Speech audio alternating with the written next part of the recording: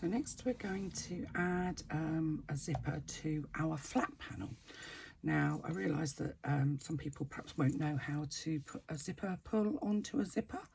So your zipper will have come as in a pack like this. You generally get it as a big loop of zipper tape, and the two sides of the teeth are together. So what I've done is I've pulled the two pieces apart, and they easily pull apart. You can see that that's quite easy. On the right hand, because I'm right-handed, on the right hand side I've just cut away about, that's probably 1/4 of an inch of the teeth, and it's just the teeth, not the tape, that I've cut away. So I'm going to take my zipper pull and I'm going to pop the zipper pull facing forwards, and you know it's forwards because it's got the little piece in the middle. At the back it's completely open. So that's the back of the zipper. This is the front of the zipper. The front of the zipper has the divider.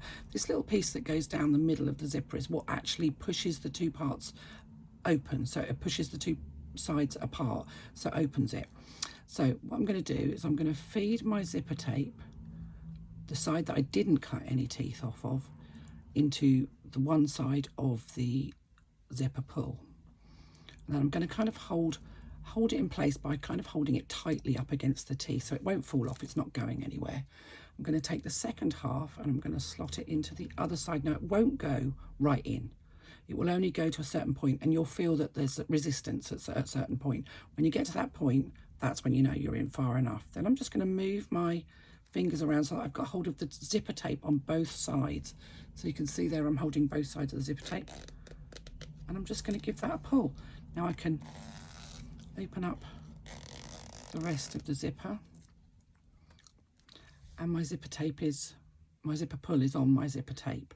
Now, as with before, what I'm going to do is I'm just going to put a few stitches across the top of that tape to hold it together so that the two sides of the zipper teeth don't part company.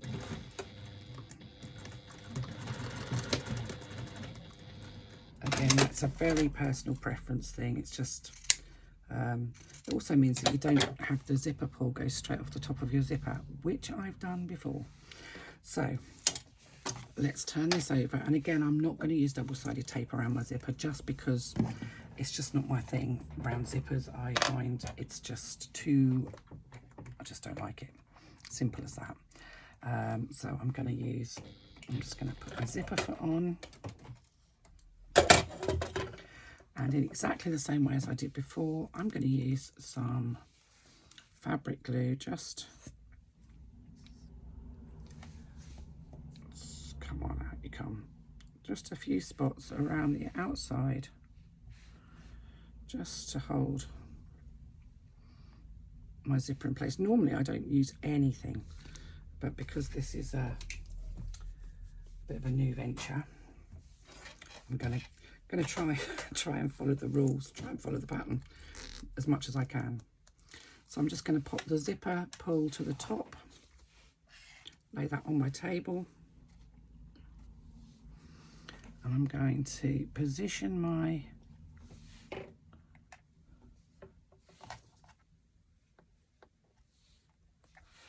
front panel over the top of my zipper, making sure that it's nice and central. And then I'm just going to push it down because I know I've got that bit of glue that will secure it in place. The thing with the glue is it doesn't dry instantly, so you have got time to sort of manipulate a little bit. The zipper pull is facing the top straight edge, so when the zipper is closed, the zipper pull is at the top and it's towards the top straight edge. If you do it the other way around, your zipper pull will open towards the bottom, will be opening upwards, and that's going to be bizarre. So I'm now going to do exactly as we did before, and I'm going to top stitch. Let's try top stitching around the outside rather than miles away from the outside. Top stitch around that zipper pocket. I'm leaving long threads at the beginning and the end because I'm going to bury my threads. I'm using my awl just to make sure that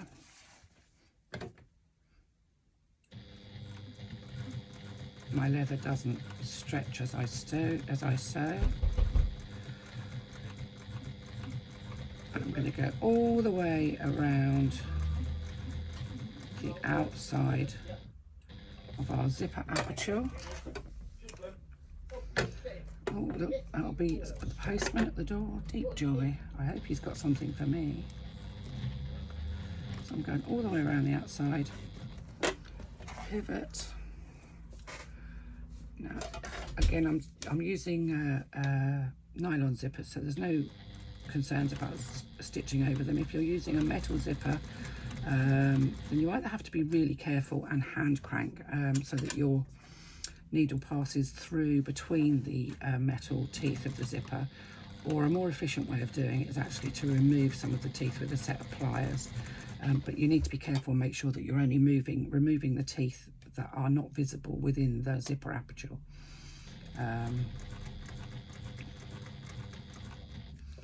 Personally, for me, metal teeth are just a bit expensive. Metal zippers are just a bit expensive here in the UK.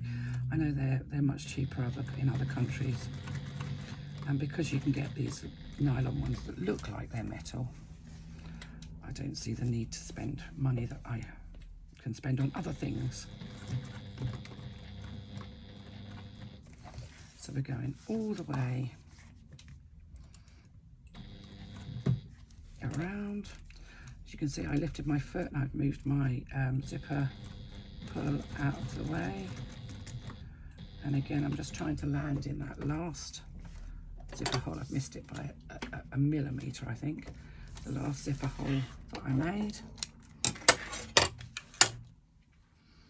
I'm taking let me just unthread that last stitch and I can go back into the right hole.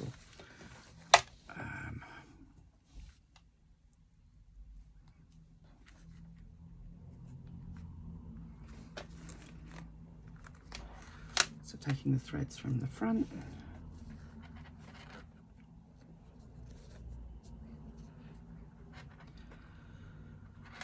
through to the back.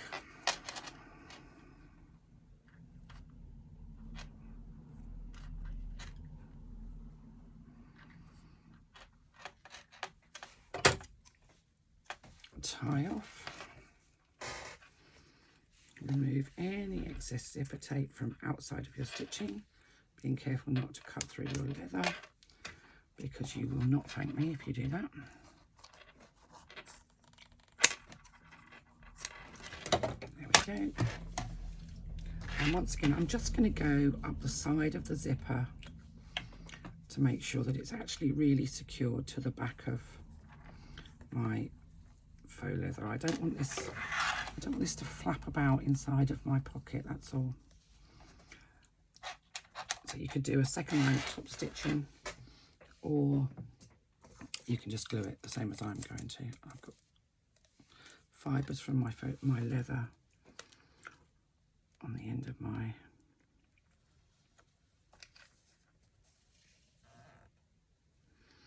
You could even use a proprietary sort of glue stick, the sort of the stuff that you perhaps use in schools, this kind of thing, just to hold that down.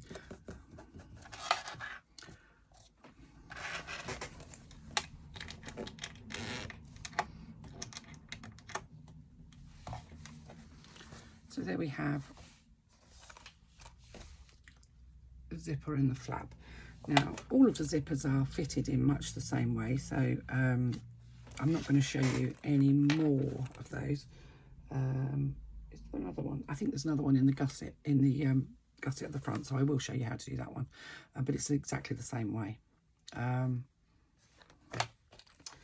I'm going to go and get the other pieces for my flap, so the closure, and we'll look at how we fit our closure and make it and construct our flap. I think because my flap is quite thin, and I have cut this the opposite way around because I didn't want this suedey bit showing. I wanted the same shiny bit showing on the outside as is on the inside, so where you get a little accent of the suede on this, you won't have. The inside of my flap will be the suede, the same as the inside of my bag, so that's just a personal preference. It wasn't an error, it's just the way I prefer to have it. So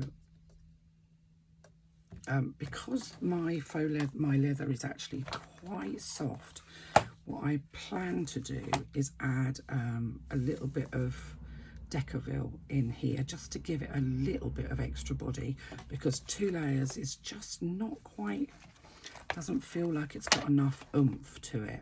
So that's my personal preference, and that's because I've used a clothing weight leather rather than a thicker leather. It's just what I happen to have. So I am going to add a little drop of something stiffer, either Decaville or a buckram type interfacing on the back of here. I'll just do a piece in the middle here, so it's not going to interfere with the cutouts or indeed the function of the zipper pocket.